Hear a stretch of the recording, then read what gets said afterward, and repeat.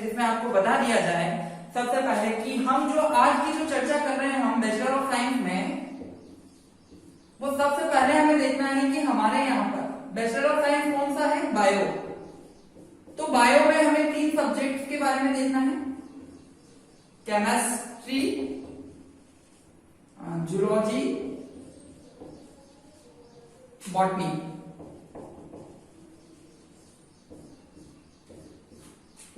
रसायन विज्ञान,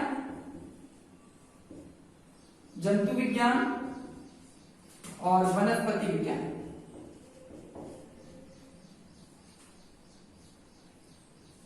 ठीक है, तो आज की जो हमारी चर्चा है वो सबसे पहले हम बात कर रहे हैं कि केमिस्ट्री, रसायन विज्ञान, जंतु विज्ञान और वनस्पति विज्ञान के तहत हमें बैचलर ऑफ साइंस जो बायो हमारा है उसके तहत हमें इन तीनों के बारे में पढ़ना है। और इन तीनों में हमारा पेपर फर्स्ट, पेपर सेकेंड और पेपर थर्ड, तीन पेपर तीनों में आएंगे जिसके बारे में हमें चर्चा करनी है। प्रत्येक पेपर के अंतर्गत हमें 1 से लेकर 5 यूनिट पढ़नी है।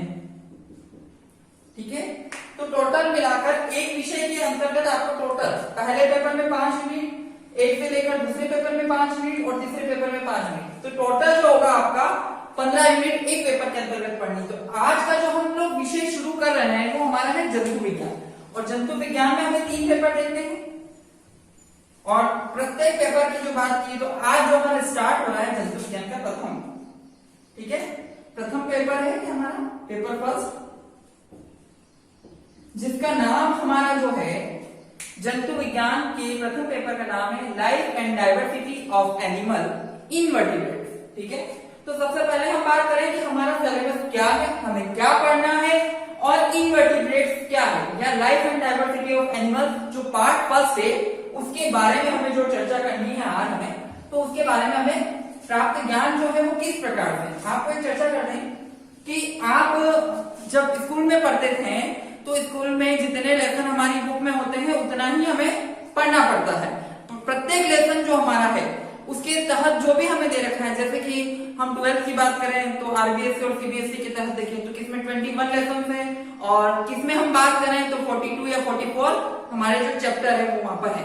पर जब कॉलेज एजुकेशन में जाते हैं तो वहां पर हमें जो पाठ्यक्रम है हमारा वो जो है वो सिलेबस के अकॉर्डिंग हमको चलना रहता है। मतलब अब हम बात करें कि हम जो बीएससी जब कर रहे हैं बायोलॉजी से, तो जो जूलॉजी का पहला पेपर है उसके अंतर्गत हमारे पास 5 यूनिट आएगी और सबसे पहले हम पहली यूनिट जो हमारी है उसके बारे में आज हम चर्चा करेंगे, यूनिट फर्स्ट के बारे में। ठीक है, तो यूनिट फर्स्ट में हमें क्या क्या पढ़ना है, जो हमारी यूनिट में है टॉपिक उसी के बारे में हमें चर्चा करनी है।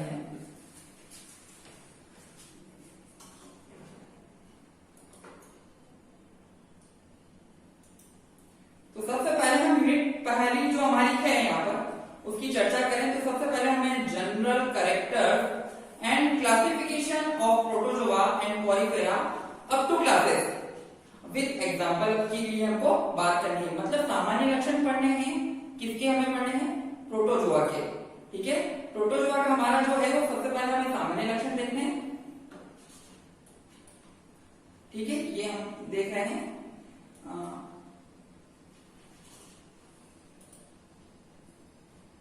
तो पहले हमें देखना है कि जो हमारा कहां तक हमने पढ़ा है।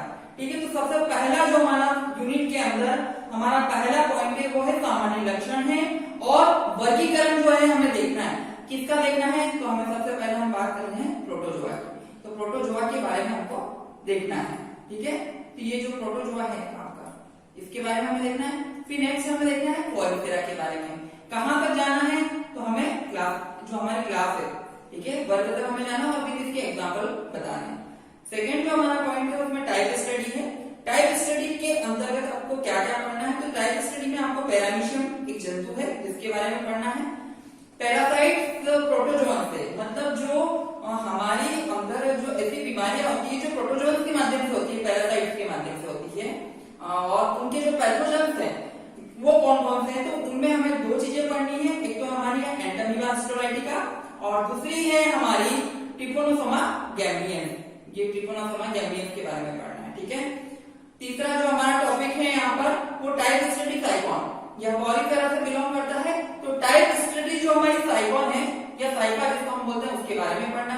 और अंतिम में हमें कैनाल सिस्टम है, कैनाल तंत्र इन स्पॉन्ज। ठीक है, तो जो हमारे नाल तंत्र है वो किस प्रकार, तो यूनिट जो हमारी पहली है उसके अंतर्गत आपको क्या क्या पढ़ना है। तो आज जो हम देख रहे हैं वो हम क्या देख रहे हैं, सबसे पहले हम general character and classification of protozoa के बारे में आज चर्चा करेंगे। तो आज का हमारा जो एजेंडा है वो है प्रोटोजोआ क्लासिफिकेशन। ठीक है, तो प्रोटोजोआ क्लासिफिकेशन के ऊपर चर्चा करनी है। प्रोटोजोआ का वर्गीकरण,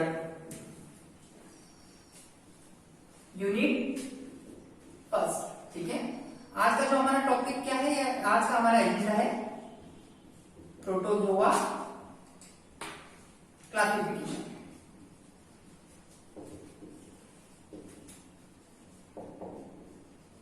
ठीक है, प्रोटोजोआ क्लासिफिकेशन के लिए हमें बात करनी है। तो सबसे पहले हम हमारे इंट्रोडक्शन पर जाएंगे।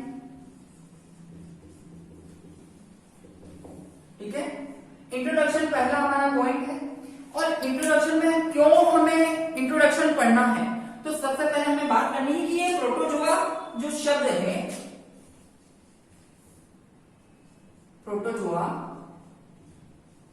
ये आया कहां से।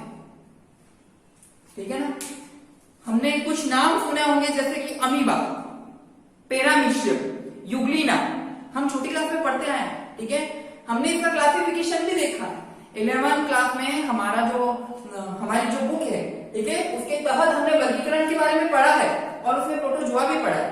पर अब हमें क्या करना है, वहां एक सीमित क्षेत्र था, वहां पर उसके लक्षण थे, एक कैरेक्टर सीमित क्षेत्र तक थे और उनके कुछ एग्जाम्पल दे रखे थे। पर यहाँ पर हमें क्या करना है, यहाँ पर संपूर्ण प्रोटोजोआ का जो क्लासिफिकेशन कर रखा है, वर्गीकरण कर रखा है, वो कहां तक पढ़ना है, हमें क्लास या वर्ग तक पढ़ना है। तो सबसे पहले हम बात करें कि ये प्रोटोजोआ आया कहां से। ठीक है, और एक शब्द यहां दे रखा है इनवर्टिब्रेट या अवशिष्ट।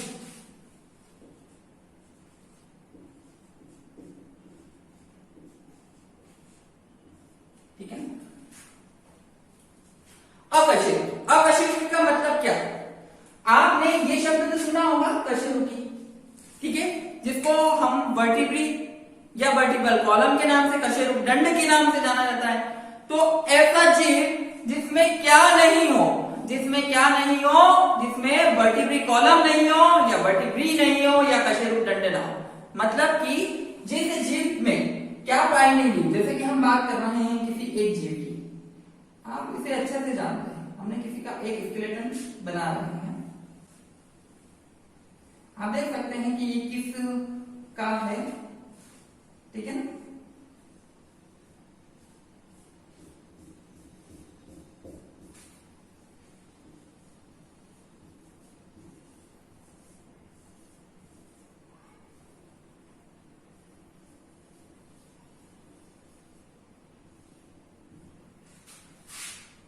हमने किसी का एक स्केलेटन बनाया है, मतलब कंकाल बनाया है। इस कंकाल के अंतर्गत हम देखें कि इसको सहारा प्रदान करने वाली जो हमारी कशेरुकदंड है वो यहाँ पर प्रेजेंट है। पर यहाँ पर जो जानवर है हम जिसके बारे में पढ़ रहे हैं उसमें क्या नहीं है, इसमें ये नहीं है। कौन, वर्टिब्री या कशेरुकदंड। इसलिए इन जंतुओं को हमने क्या कहा, अकशेरुकी या इनवर्टिब्रेट्स नाम से जाना। तो इसके अंतर्गत ऐसे जंतु आएंगे जिसमें क्या नहीं पाई जाए, जिसके अंतर्गत हमारे पास वर्टिब्री कॉलम नहीं पाई जाए। वर्टिब्री कॉलम किससे उत्पत्ति हुई है, तो जो वर्टिब्री कॉलम है वो पृष्ठ रज्जु या नोटोकॉर्ड से उत्पन्न हुई है। तो हम इनवर्टिब्रेट जो जंतु है उनको हम देखें तो उनका एक बेसिक स्ट्रक्चर देखें तो ये जंतु इस प्रकार के हमें दिखाई देते हैं। एक सीधी आहारनाल होती है, ठीक है, और यहां पर एक रिंग के रूप में, एक वलय के रूप में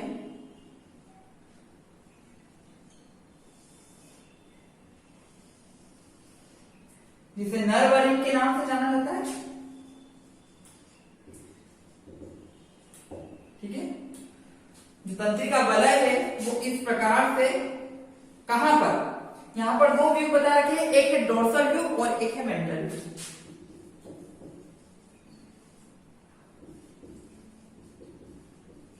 ठीक है, तो हम देख रहे हैं, जैसे कि बात करें हम हड्डी वाले जानवर हैं, हमें कशेरुक का दंड है, और हम किसकी बात कर रहे हैं, इनवर्टिब्रेट की बात कर रहे हैं, तो इनमें हड्डी है ही नहीं।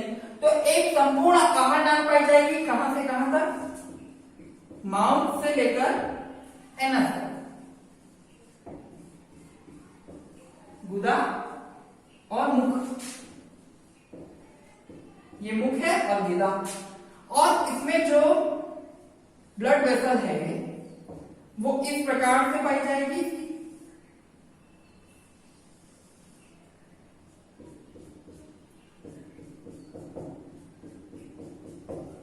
तो ये हम किसी एनिमल्स या इनवर्टिब्रेट्स के बारे में हम देखें तो उसका जो बॉडी स्ट्रक्चर है वो इस प्रकार से दिखाई देता है। ठीक है, यहाँ पर जो इनका हृदय बात करें या इनके जितने भी ऑर्गन्स है, ठीक है, ये वेल डेवलप्ड तो होते नहीं है, पर जो विकसित हुए हैं ये कहां पर होते हैं, वेंट्रल साइड पर होते हैं, डोर्सल साइड पर नहीं होते। जबकि हमारी बात करें तो हमारे जितने भी नोटोकॉर्ड है, नर्व कॉर्ड है, ठीक है, जो पृष्ठ रज्जु की बात कर रहे हैं, ठीक है, तंत्रिका रज्जु, ये सब कहां पर होती है, डोर्सल साइड। तो ये एक हमने जो बेसिक फंडा देखा, अभी हमने क्या देखा कि इनवर्टिब्रेट में हमने उसका बेसिक स्ट्रक्चर की जानकारी प्राप्त की पहले। अब बात कर रहे हैं हम लोग जो हमारा प्रोटोजोआ है वो आया कहां से है। तो प्रोटोजोआ कहां से आया है, इसके लिए हम सबसे पहले इंट्रोडक्शन पर चर्चा करेंगे। आइए हम पीपीटी की स्लाइड पर देखते हैं। पीपीटी की स्लाइड पर हमारे जो दे रखा है कि इंट्रोडक्शन में कहा है कि इसमें कितनी जातियों के बारे में बताया है, ठीक है, ये प्रोकैरियोट है या यूकैरियोट है, ठीक है। साथ ही इसमें हमने ये भी बता रखा है कि जो ये हमारा है पर्टिकुलर कि कौन से साइंटिस्ट ने इसको दिया, कौन से साइंटिस्ट ने इसको नाम दिया, तो इनके बारे में हमें सबसे पहले बताना है। ठीक है, तो हम बात कर रहे हैं प्रोटोजोआ के लिए। तो हम जब एनिमल क्लासिफिकेशन पढ़ते हैं या एनिमेलिया क्लासिफिकेशन की बात करें तो एनिमेलिया क्लासिफिकेशन को हमने सेल की प्रेजेंट और सेल की एब्सेंस पर या कोशिका के आधार पर हमने दो भागों में इसको बांट दिया।